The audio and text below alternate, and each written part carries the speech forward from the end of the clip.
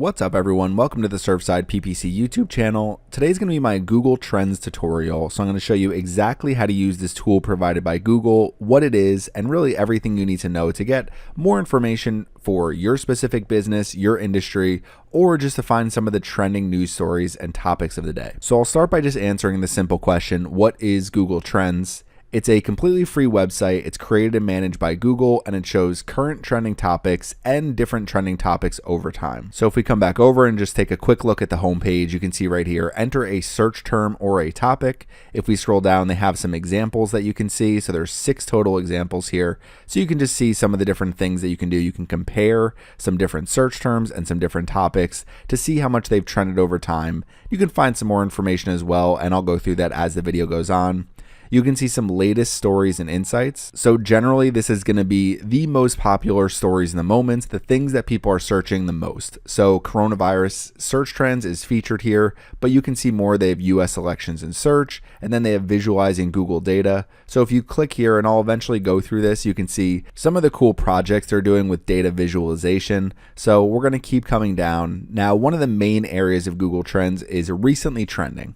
So you can come here and you can see what people are actively searching the most right now and things that might have been trending recently. So you can see Tesla stock, 1 million plus searches. And then over here, some of the different searches that people are actively taking right now. Now we'll keep scrolling down. You can see the years in search. So you can see different years in search and what people were actually searching at the time, whether it's 2013, 2015. This goes all the way back to 2001. And then if we keep coming down, there's a little bit more information about their Google News initiative, but pretty short homepage overall. So mainly the main thing you are going to look at is this recently trending section, and then you're going to explore topics. So if we come over and we look at just number 1, I'm going to have 7 different things you could do here in Google Trends. Number 1, the obvious one, find trending searches. So you could see trending searches, real-time searches, and searches by category. So if we come over, you can see recently trending. If we click, now they have daily search trends for today, Tuesday, September 1st, 2020. If we keep scrolling down, you're going to see some for Monday, August 31st. Keep coming down, you're going to see more for other dates. So you're going to see 20 total trends for every single day. So when you click load more, it's just going to load that next day. So it could be good if you're someone who likes to see what is actively happening in the news, you can click here. Or if you're somebody who's covering the news with your website, then this is where you want to be no matter what, because you can see exactly what people are searching the most. And that's going to help you drive more traffic to your website if you can take advantage of some of these trending search topics. Now, if we keep coming all the way to the top here, these are some of the top trends for the day. But if we do real-time search trends, you can see what's actually lifting. So it's going to show you what's increasing in volume drastically. So you can see here past 24 hours. Some of these are just different topics that people are searching the most over the past 24 hours. So the things that are really in real time showing increased volume. So you can also change location here. So I'm going to keep mine as United States because that's my current location. But the other thing you can do, and what's pretty cool with the real-time search trends, is you can click on all categories here. And let's just say you want to look at business search trends. You like to look at business news. You can see some of the different things that are growing the most in business. So this could be helpful for somebody who is an investor, who likes to look up more information about finance. And if we come back up to the top here and we just look, you can see some of these different categories. So maybe you go to sports, you can see all of the different trending search topics. If you have a sports blog, this is where you're going to spend a lot of time because you want to make sure you're covering the top stories of the day. And then what you can do if you want to expand and find some more information, if you click on this drop down here, it's going to show you the search interest over time. So you can see this really exploded here, and then some different related news. So you can click on some of these. This was just published 59 minutes ago. This was published 48 minutes ago. So these websites and these companies are able to drive traffic back to their website by writing about trending topics. So this is why you might find yourself here in some of the real-time or daily search trends. So that's going to be number 1, just finding some of the real-time and trending ideas and different things that people are actively typing into Google. So next is going to be to view topic and search term trends. So what you're able to see with this is you can view specific topics or specific search terms, and you can see interest over time, interest by location, related topics, and related search queries. So again, what we're going to do is come back right to the homepage of Google Trends, and you're going to see right here, enter a search term or a topic. So let's just say, for example, I want to look up online advertising. So I do online advertising here, and you're going to see they have search term and then they have topic. And the main difference here is search term is really just going to focus on the actual search term of online advertising, whereas the topic is going to deal with the broader group of the entire topic at hand. So for something like online advertising, it might include different topics like PPC advertising, Google ads, Microsoft advertising, Facebook ads, whereas this is just going to be focused on the search term online advertising. So it's a little bit different when you're viewing both of them. I personally like to use the search terms because that just gives you, the data is going to be a little bit more refined and not as broad as when you're using a topic. So for example, I can come in here and just do something like SEO. They have the search term and the topic. So if I click on the search term for SEO, you're going to see it's United States, past 12 months, all categories, web search. You can see interest over time. So this is just looking at the past 12 months. But if we come down and we look at 2004 to present, you can see the overall interest over time in SEO, and it peaked right around here. So this is where the peak is, January 2020. And since it just peaked in January 2020, there's a good chance it's going to peak again next year. So we'll keep scrolling down. You can see interest by sub-region. You can break it down to metro and city. So if you just look at city, you can see the cities that are showing the most interest in SEO at the current time. But usually you're not going to get too much information from this for such a broad search term. Now, looking at related queries, you can see rising. So WordPress SEO, WordPress. This is just going to show some of the different search terms that are breaking out or seeing some level of a volume increase in searches.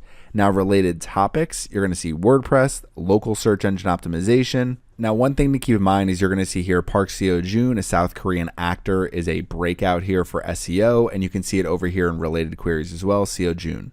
So if we come over here, one thing you might want to do is come into all categories, and you can break it down to make sure you're in the right category here. So for this, it would be business and industrial, and that would take out some of the searches that might not be related to SEO. So obviously, he has SEO in his name, so it's going to come up as a related topic or a related search query. But if you just focus on business and industrial here, it'll take out anything that might have overlaps in data. So if we come over here, you can see related search queries. They have 25 rising search queries. So this could be useful if you're writing content about SEO to find some different ideas.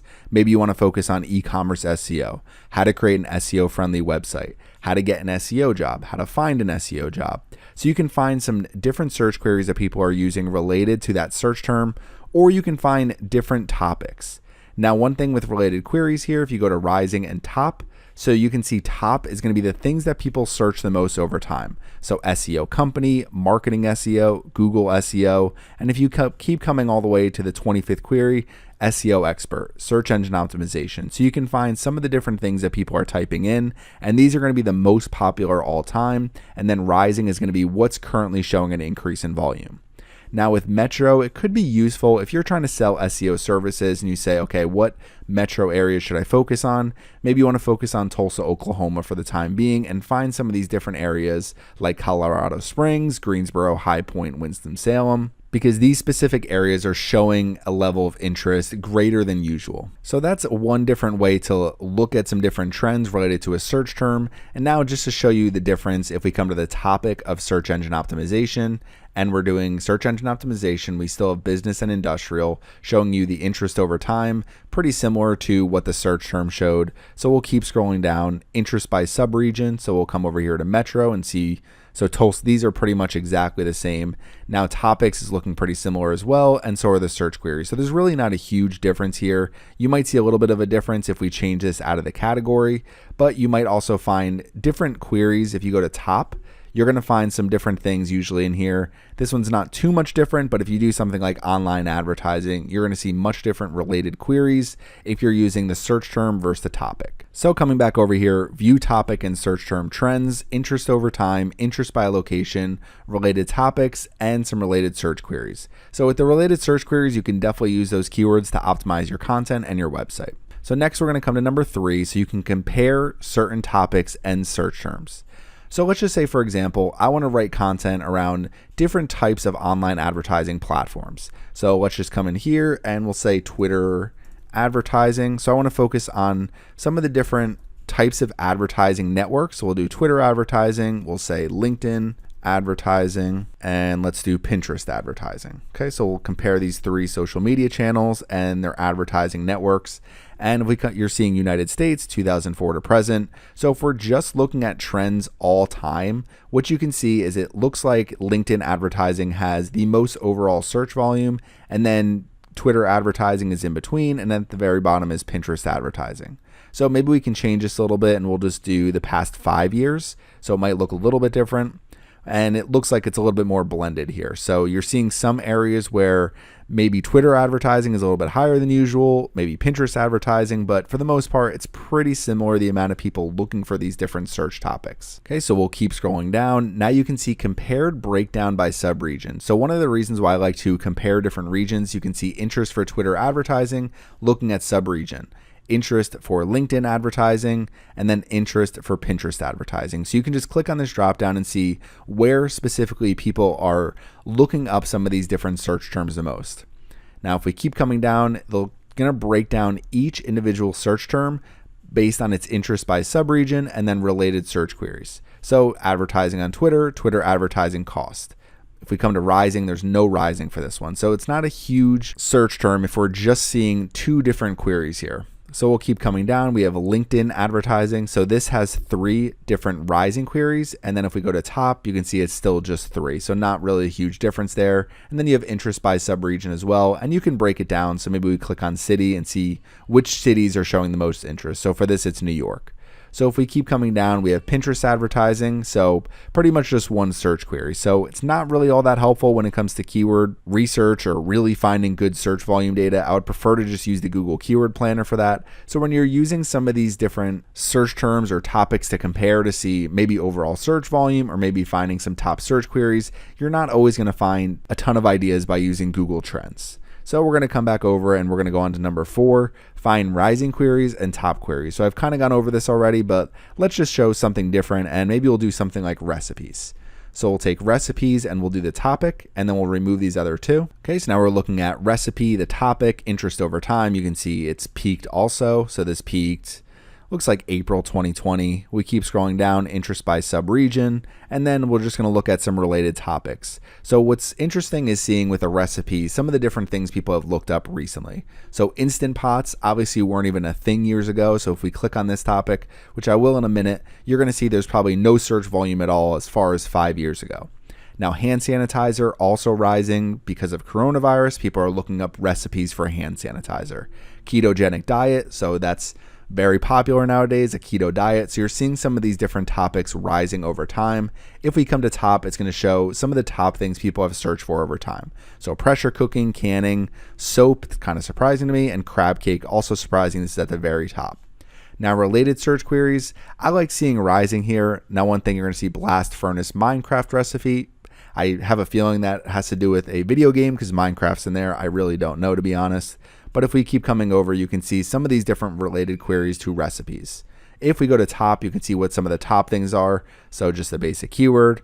I'm really surprised crab cake and soap is so high, but what do I know, honestly? And then some different ideas here, book recipe, bath bomb recipe, things I wouldn't really expect too much to be here. Now, if we come over, one of the issues with the data might have been that I was in the business and industrial category. So if we come down, make sure we go to food and drinks. You want to make sure you update this category here. Now, if you click on this drop down, you can look at image search, Google shopping search, and YouTube search. So YouTube search is helpful for me as I'm creating YouTube videos. Google shopping can be very helpful for e-commerce websites if you're looking at what products are trending.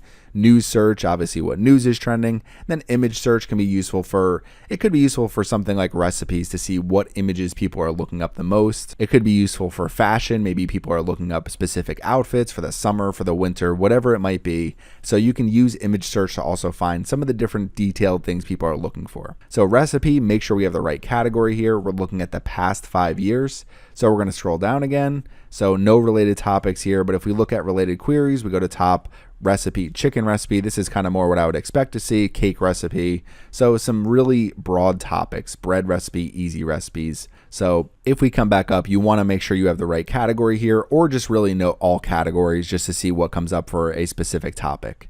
Now, one thing I want to do real quick is if we go to business and industrial again, we're looking at the past 5 years. We'll scroll down. So ketogenic diet. So let's click on this and let's look at the overall interest over time.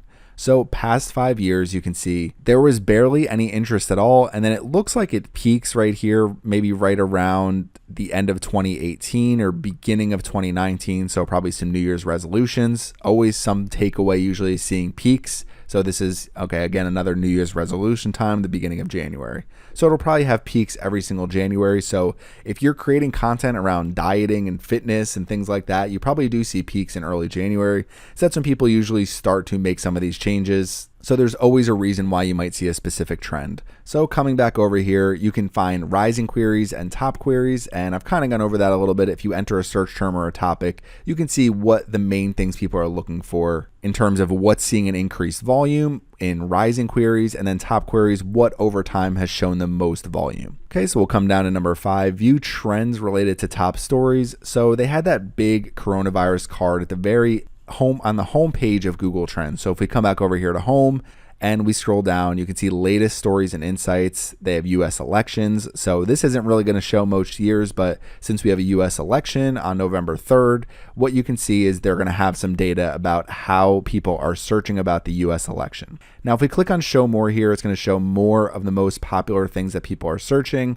Now, a lot of times it's not always going to be pleasant. So just keep in mind when you go through Google Trends, you are going to see a lot of bad news because a lot of times that's unfortunately what trends and what people are searching for. So you can just see a lot of different ideas here. Democratic campaign, they have Republican campaign, a decade in search, Google search turns 20. So who are the top searched presidents in the US since 2004? If we keep clicking on show more, you're going to see more and more data. So year in search 2019, the US economy and COVID, keep coming down, Independence Day 2020. And it looks like this Independence Day is right around the corner. Today's September 1st, so that's just not true. The Bachelor season 24, so I'm assuming new season of The Bachelor is coming out. So you're going to see some trending topics here. So usually at the very front, right underneath their examples here, they have some latest stories and insights, explore how Google data can be used to tell stories. So there's some interesting information here. And if you click on all of them, you can find a little bit more information about really the top trends in the world, or in this case, in the United States. Okay, so we're going to come down number 6, view trends by year back to 2001. So if you want to get nostalgic, this is one way to do it. You're also, again, going to see a lot of bad news when you go back to some of the older years. So if we come back over and we're going to scroll to the bottom, and you're going to see here they have year in search, see what was trending on Google by year. So year in search 2019, let's just look at last year. You're going to see 2019, and you can also change the location here. I'm just going to keep this as United States, but you can do global as well. But in the United States, these are what people were searching the most. So Hurricane, Antonio Brown, Disney Plus. Keep coming down. You can see some of the actors that were searched the most, some of the athletes that were searched the most. They have babies here, some diets, fashion style searches, home style searches. So the farmhouse style, seeing this growth over the last year or two is one of the reasons why I made the website farmhousegoals.com, because I saw that growth with farmhouse decor, because I already own beachfrontdecor.com and I wanted to create a similar website with a different niche. So I picked farmhouse style, and if we just click on this, and it's only showing 2019, but if we come here and we're looking at farmhouse style over the past 5 years, you can see there's been just a major spike from little to no search volume at all to really peaks over here in 2020, and it looks like it's going to keep growing for several years to come. So we'll come back to 2019 and maybe we'll choose another year. So what we'll do is we'll come to the top and we'll go to, let's go 2006, and we'll look at global. So what was searched the most in 2006 global? So you can see, unfortunately, deaths in 2006, define what people were actually looking up, define, divorces, how to. So one of the funny things here is they have how to podcast. I'm sure that's probably one of the main things that people have searched last year and into this year.